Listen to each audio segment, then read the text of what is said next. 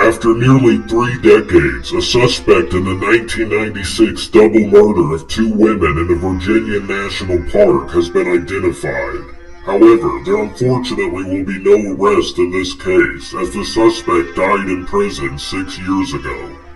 The suspect is a man known as Walter Leo Jackson Sr., a convicted serial rapist and lifelong hiking enthusiast, who was known to visit the Shenandoah National Park fairly often.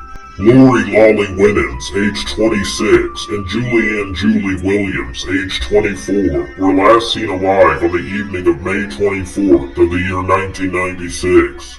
The 2 women had initially met through an organization which provided outdoor adventure and educational programs for women. The 2 friends had first entered the park on May 19th. On the night of the 24th, the 2 women were sexually assaulted and then murdered in brutal fashion at their campsite. The bodies of the slain women were discovered a week later. Unfortunately, decades would go by without any answers. However, in 2021, the FBI assigned a new team to investigate the case. This team quickly determined what evidence would be most suited for retesting. The FBI lab was able to pull DNA from several items of evidence. That DNA profile was then submitted to CODIS, the National Law Enforcement DNA database. This profile came back with a positive match to Walter Leo Jackson Sr. On the 5th of June of the year 1996, only days after committing this double murder, Jackson abducted and sexually assaulted another woman at knife point. And only a month after this assault, he committed the exact same crime yet again, to yet another innocent victim. Luckily, in the year 2011, Jackson was sent to prison for good, where he would eventually die behind bars. It was the investigators' dogged persistence that finally solved this case. Hopefully, the families of the victims and everyone else involved can finally find peace.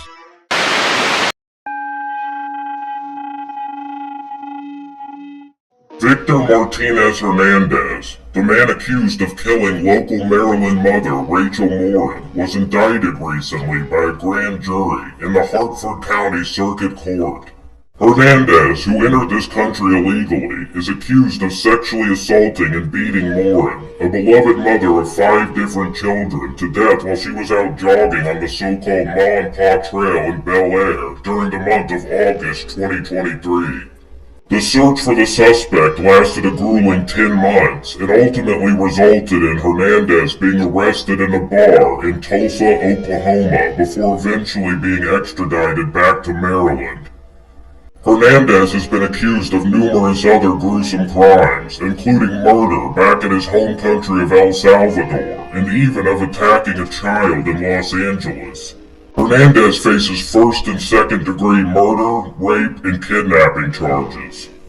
I think it goes without saying here that regardless of your personal feelings towards immigration and the border in general, this is a man who should never have been on our streets. We have enough maniacs within our own citizenry without importing more from elsewhere. Luckily, Hernandez is in custody, and it's highly likely that he'll never get the chance to see the streets ever again, whether in America or his country of origin.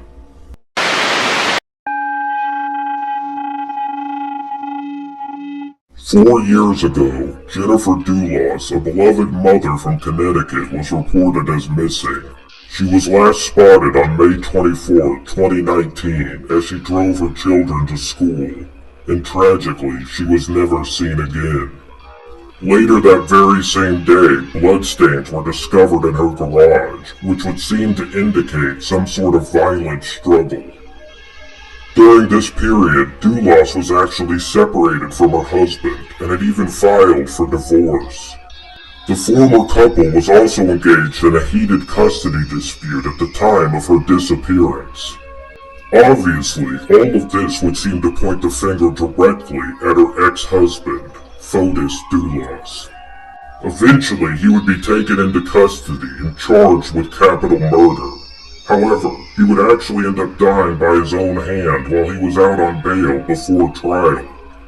Authorities believe that he lay in wait for his ex-wife to return home that day before launching a surprise attack. Before she went missing, Jennifer had actually requested from the courts to be granted emergency custody of her children, stating at the time, "I fear for my family's safety, and I believe him to be highly capable and vengeful enough to take the children and disappear." Eventually, Fotis' girlfriend at the time would be charged with conspiracy to commit murder. His close friend, attorney Kent Mahoney, also faced the same charges. Currently, the girlfriend is on trial and has gone on to plead not guilty.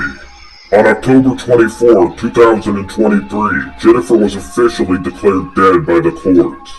And I think I speak for all of my viewers when I say, rest in peace. You were taken far too soon.